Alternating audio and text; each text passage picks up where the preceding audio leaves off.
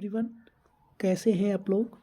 आज हम आप लोगों के सामने फिजिक्स का पार्ट नंबर 1 जिसका नाम है इकाई और मापन यानी कि यूनिट एंड मेजरमेंट का हैंड रिटन नोट से रिवीजन करते हैं। तो आइए बिना देरी करते हुए बढ़ते हैं सेशन की ओर। तो दिया है कि भौतिक राशि किसे कहते हैं। भौतिक राशि वे राशि जिन्हें हम माप सकते हैं, जिन्हें हम क्या कर सकते हैं, माप सकते हैं, उन्हें भौतिक राशि कहते हैं। जैसे बल, बल को हम माप सकते हैं। समय, समय को भी हम माप सकते हैं। दूरी, दूरी को भी माप सकते हैं।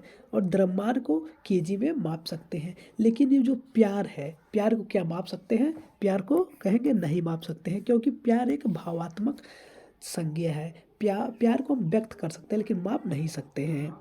और दिया है कि राशि, राशि कितने प्रकार की होती है। राशि जो है ये 2 प्रकार की होती है, अदिश राशि और सदिश राशि। तब जानेंगे अदिश राशि किसे कहते हैं। अदिश राशि, अदिश राशि जिसे कहते हैं जिसमें परिमाण होता है लेकिन दिशा नहीं होती है। दिशा नहीं होती है, जैसे द्रव्यमान, समय, दाब, ऊर्जा, क्षेत्रफल, आयतन, दूरी, लंबाई, चाल, धारा या ताप। इसमें परिणाम होते हैं लेकिन दिशा नहीं होते हैं। ये द्रव्यमान, जैसे द्रव्यमान हो गया, समय हो गया, समय होता है लेकिन उसमें दिशा होता है नहीं होता है। और अगला देखेंगे सदिश राशि किसे कहते हैं। सदिश राशि, सदिश राशि उसे कहते हैं इसमें परिमाण होता है और दिशा भी होती है, साथ साथ दोनों होते हैं। जैसे बल, बल अगर हम लगाते हैं तो किस दिशा में लगाएं, तो इसलिए बल लगाएं ये परिमाण हो गया और किस दिशा में लगाएं ये दिशा हो गया। वेग, विस्थापन, त्वरण, संवेग, आवेग, विद्युत या चुंबकीय क्षेत्र की तीव्रता दोनों सदिश राशि है। और ये भार भी एक सदिश राशि है। और अब मात्रक कितने प्रकार के होते हैं। मात्रक 4 प्रकार के होते हैं। कितने प्रकार के होते हैं? 4 प्रकार के। साई मात्रक, एमकेएस पद्धति, सीजीएस पद्धति और एफपीएस पद्धति। अब पहले जानेंगे हम एसआई पद्धति। एसआई पद्धति को हम जानते हैं इंटरनेशनल सिस्टम मेथड इसे कहते हैं। एसआई पद्धति में मूल राशियाँ कितनी है? मूल राशियाँ 7 है। मूल राशि, मूल मात्रक, संकेत। अब आते हैं इसको बारी बारी से जानते हैं। मूल राशि पहली क्या है? लंबाई। लंबाई का मात्रक क्या है? मीटर। और इसका संकेत एम से। द्रव्यमान, दूसरा द्रव्यमान का मात्रक किलोग्राम। तीसरा समय, समय का मात्रक सेकेंड। चौथा विद्युत धारा, विद्युत धारा का मात्रक एम्पियर। पांचवा तापमान, तापमान का मात्रक केल्विन। छठा ज्योति तीव्रता, ज्योति तीव्रता का मात्रक कैंडिला। सातवां पदार्थ की मात्रा, पदार्थ की मात्रा का मात्रक मोल है। और मीटर को स्मॉल एम से पद्धति कहते हैं, मतलब रिप्रेजेंट करते हैं। किलोग्राम को केजी से, सेकेंड को एस से, एम्पियर को ए से, केल्विन को के से, कैंडिला को सीडी से और मोल को मोल से व्यक्त करते हैं। और आगे दिया है कि 1 मोल बराबर कितना होता है। तो 1 मोल बराबर 6.023 गुणे 10⁻23 अवोगाद्रो संख्या होती है। और दूसरा दिया है कि पूरक राशि किसे कहते हैं। पूरक राशि 2 प्रकार की होती है। पहला तलीय कोण या कोणीय विस्थापन। तलीय कोण को ही कोणीय विस्थापन कहते हैं। इसका मतलब जो होता है रेडियन होता है। और दूसरा है ठोस कोण। ठोस कोण का मतलब क्या होता है? स्टेरेडियन। स्टेरेडियन होता है।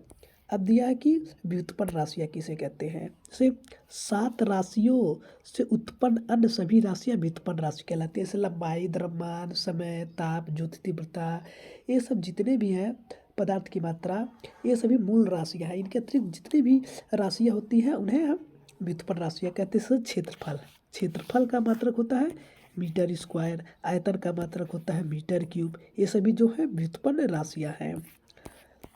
दूसरा दिया है एमकेएस पद्धति। एमकेएस पद्धति का मीटर, किलोग्राम, सेकेंड। सीजीएस पद्धति सेंटीमीटर, ग्राम, सेकेंड। एफपीएस पद्धति फुट, पाउंड, सेकेंड। ये सब जो होता है इन पद्धतियों के जो है फुल फॉर्म होते हैं। और 1 पाउंड बराबर 453 ग्राम होता है। और कुछ महत्वपूर्ण राशि है, जैसे दूरी। दूरी किसे कहते हैं? डिस्टेंस। किसी समय में तय किए गए पथ की कुल लंबाई को ही हम दूरी कहते हैं। और दूरी का मात्रक मीटर होता है। दूरी एक अदिश राशि है। दूरी जो होती है धनात्मक भी हो सकती है और शून्य भी हो सकता है, लेकिन ऋणात्मक नहीं होता है। क्योंकि अगर हम दूरी जाएंगे तो दूरी तय करेंगे, जैसे यहाँ से इस बिंदु तक गए तो हम दूरी तय किए तो ये धनात्मक ही हुआ क्योंकि आगे बढ़े। तो अगर इधर पीछे बढ़े तभी तो दूरी गया, इधर से अगर देखेंगे तो ये भी आगे हो जाएगा। लेकिन अगर हम यहीं पर एक जगह पर खड़े हैं, ये विस्थापन स्थिर अवस्था में है, तो ये दूरी क्या होगी, शून्य होगी। इसीलिए दूरी जो होती है धनात्मक हो सकता है और शून्य हो सकता है, लेकिन ऋणात्मक नहीं हो सकता है। और अगला दिया है विस्थापन। विस्थापन डिस्प्लेसमेंट, विस्थापन प्रारंभिक और अंतिम बिंदु के बीच की दूरी, सीधी दूरी को विस्थापन कहते हैं। और विस्थापन जैसे हमको यहाँ से यहाँ आना है, तो अगर हम ऐसे सीधे आएंगे तो इसे विस्थापन कहेंगे। और अगर इधर से ऐसे ऐसे घूमते घूमते घूमते घूमते आए तो ये दूरी हुआ, विस्थापन नहीं हुआ। और कहीं से भी आ सकते हैं। और इसीलिए इस बिंदु से इस बिंदु की, यानी कि दो बिंदु के बीच की सीधी दूरी, ये सीधी दूरी है, ना कि ये सीधी दूरी है तो टेढ़ी मेढ़ी दूरी है, सीधी दूरी को ही विस्थापन कहते हैं। और ये जो ये विस्थापन है, विस्थापन का मात्रक भी मीटर होता है। और विस्थापन एक सदिश राशि है। विस्थापन जो है धनात्मक, शून्य और ऋणात्मक हो सकता है। और ये जो दूरी और विस्थापन में जो संबंध है, ये दिया कि ये दूरी जो होता है हमेशा विस्थापन के बराबर होता है, लेकिन विस्थापन से छोटा नहीं होता है। विस्थापन से बड़ा और बराबर हो सकता है, लेकिन छोटा नहीं हो सकता है। तो दोस्त आज के लिए इतना ही काफ़ी है। और आगे का सेशन पार्ट नंबर 2 जो है हम कल लेके आएंगे 11 बजे। और अगर आप लोगों को इस PDF को चाहिए तो आपको हम टेलीग्राम चैनल का लिंक डिस्क्रिप्शन में वीडियो के दे देंगे, आप लोग से ज्वाइन कर लीजिएगा। और अगर वीडियो अच्छा लगा हुआ तो आप लोग वीडियो को लाइक करके चैनल को सब्सक्राइब कर दीजिएगा। मिलते हैं अगले वीडियो में, धन्यवाद।